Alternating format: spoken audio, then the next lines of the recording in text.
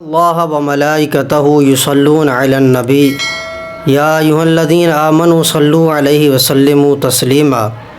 اللہ تعالیٰ نے قرآن پاک کے اندر ارشاد فرمایا، بے شک اللہ تعالیٰ اور اس کے فرشتے حضور نبی رحمت صلی اللہ تعالیٰ علیہ وآلہ وسلم پر درود پاک بھیجتے ہیں۔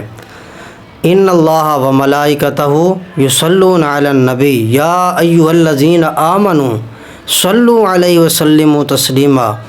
اے ایمان والو، تم بھی پیارے محبوب آقا علیہ الصلوۃ والسلام پر درود پاک پڑھا کرو۔ حضور نبی رحمت سرور کونین صلی اللہ تعالیٰ علیہ وآلہ وسلم نے فرمایا کہ جو شخص ہر جمعہ اور پیر کو فرمایا کہ جو مجھ پر زیادہ یعنی کثرت کے ساتھ درود پاک پڑھتا ہے، میں خود اس کا درود پاک سنتا ہوں، بلا واسطہ سنتا ہوں، یعنی بغیر کسی فرشتے کے واسطے کہ میں اس کا درود سنتا ہوں جو ہر جمعہ اور پیر کے دن مجھ پر درود پاک پڑھتا ہے۔ اور پھر حضور نبی رحمت صلی اللہ تعالیٰ علیہ وآلہ وسلم نے فرمایا کہ جو میری قبر انور پر کھڑا ہو کر درود پاک پڑھتا ہے، میں اس کا خود درود سنتا ہوں، میں اس کا خود درود سنتا ہوں، اور جو دور سے پڑھتا ہے درود پاک کھڑا ہو کر تو وہ مجھ تک پہنچایا جاتا ہے۔ حضور نبی پاک علیہ الصلوۃ والسلام نے فرمایا کہ وَإِنَّ عِلْمِي بَعْدَ وفاتی كَعِلْمِي فِي حیاتی، فرمایا کہ میرے علم کی کیفیت وصال کے بعد بھی وہی رہے گی، اور جو میری زندگی میں ہے وصال کے بعد بھی میری علم کی کیفیت وہی رہے گی جو میری حیاتی کے اندر تھی، وہی رہے گی۔ حضور علیہ الصلوۃ والسلام کی حیات کریمہ فرماتے ہیں کہ آپ کی علم کی کیفیت کیا تھی، علم کی کیفیت، آپ کے علم کی کیفیت کیا تھی؟ فرمانے تو پیارے آقا علیہ الصلوۃ والسلام کا یہ فرمان یاد کر لیں، اس کو اپنے دل میں بسا لیں۔ فرمایا کہ میں وہ کچھ دیکھتا ہوں جو تم نہیں دیکھتے، میں وہ کچھ سنتا ہوں جو تم نہیں سنتے، میں دور سے بھی ویسے دیکھتا ہوں جیسے نزدیک سے دیکھتا ہوں۔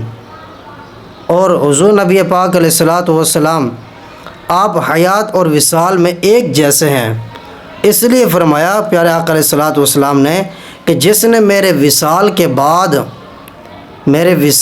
بعد میری قبر انور کی زیارت کی، گویا اس نے میری زیارت کی، میری زندگی میں میری زیارت کی گویا۔ تو اس سے پتہ چلا کہ درود پاک کا سنا جانے میں کوئی ابہام نہیں ہوتا۔ پھر حضور علیہ الصلوۃ والسلام فرماتے ہیں، اللہ کی قسم جس کے قبضہ قدرت میں میری جان ہے، جس نے مجھے برحق نبی بنا کر بھیجا، جس نے اس دنیا میں مجھے برحق نبی بنا کر بھیجا، فرمایا کہ میں لوح محفوظ پر قلم کی آواز، اس کے چلنے کی آواز سنتا تھا، لوح محفوظ پر قلم چلتی تھی، میں اس کی آواز بھی سنتا تھا۔ تو حالانکہ میں ابھی تک ماں کے پیٹ میں تھا، میں ماں کے پیٹ میں تھا، لوح محفوظ پر جو قلم چلتی تھی اس کی بھی میں آواز سنتا تھا۔ اور فرمایا کہ عرش کے سامنے آفتاب و ماہتاب جب سجدہ کرتا تھا، اس کے سجدے کی آواز بھی میں سنتا تھا۔ اللہ اکبر! کیا شان ہے محبوب کریم آقا علیہ الصلوۃ والسلام کی کہ عرش پر آسمان کے سامنے آفتاب و ماہتاب کے سجدہ کرنے کی آواز بھی حضور سماعت فرماتے ہیں۔ اور دیکھیے کہ ماں اور قبر، ماں کا پیٹ اور قبر جو ہیں یہ مشابہ ہیں۔ اور فرمایا بندہ قبر میں لوگوں کے جوتوں کی آہٹ بھی سنتا ہے۔ تو یہ مسلم اور غیر مسلم دونوں عام بندے کی سماعت کا یہ عالم ہے، تو سرکار دو عالم صلی اللہ تعالیٰ علیہ وآلہ وسلم کی سماعت کا عالم کیا ہوگا، شاہ کونین کی سماعت کا عالم کیا ہوگا۔ بندہ قبر میں ہے اور جو قبر پر آیا ہوا ہے وہ جوتوں کی آہٹ بھی قبر والا سن رہا ہے۔ تو پیارے آقا علیہ الصلوۃ والسلام گڑھے کے کفار جو جنگ بدر کے مقتول یعنی کنویں میں ڈالے گئے تھے، جن کو قتل کر کے کنویں کے اندر ڈالا گیا تھا، تو ان کے پاس آپ تشریف لے گئے جب آپ وہاں پر تشریف لے گئے تو فرمایا کہ اے فلاں اے فلاں اے فلاں. جب یہ الفاظ حضور علیہ الصلاۃ والسلام نے فرمائے تو صحابہ کرام نے آ کر عرض کی سیدی یا رسول اللہ صلی اللہ تعالی علیہ وآلہ وسلم، یہ آپ مردوں سے مخاطب ہو رہے ہیں، یہ تو مردے ہیں.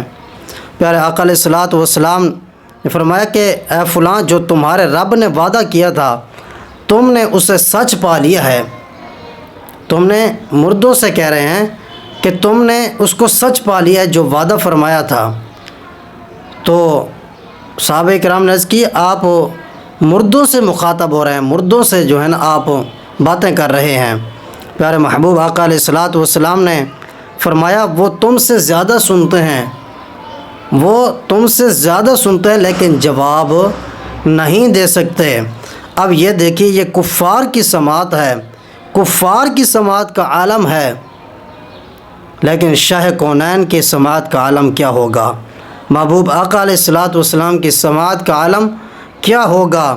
اور پھر فرمایا کہ مجھ پر درود بھیجو، اللہ کریم نے میرے مزار پر ایک فرشتہ متعین کر رکھا ہے، ایک فرشتہ میرے مزار پر متعین کر رکھا ہے.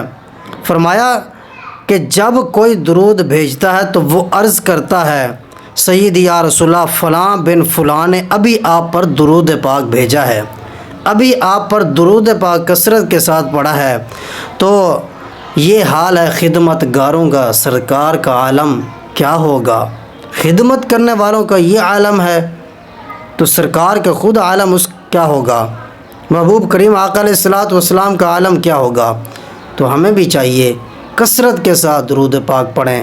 کل جمعۃ المبارک ہے، زیادہ سے زیادہ محبوب علیہ الصلاۃ والسلام پر ہمیں درود پاک پڑھنے کے اللہ تبارک و تعالیٰ توفیق عطا فرمائے.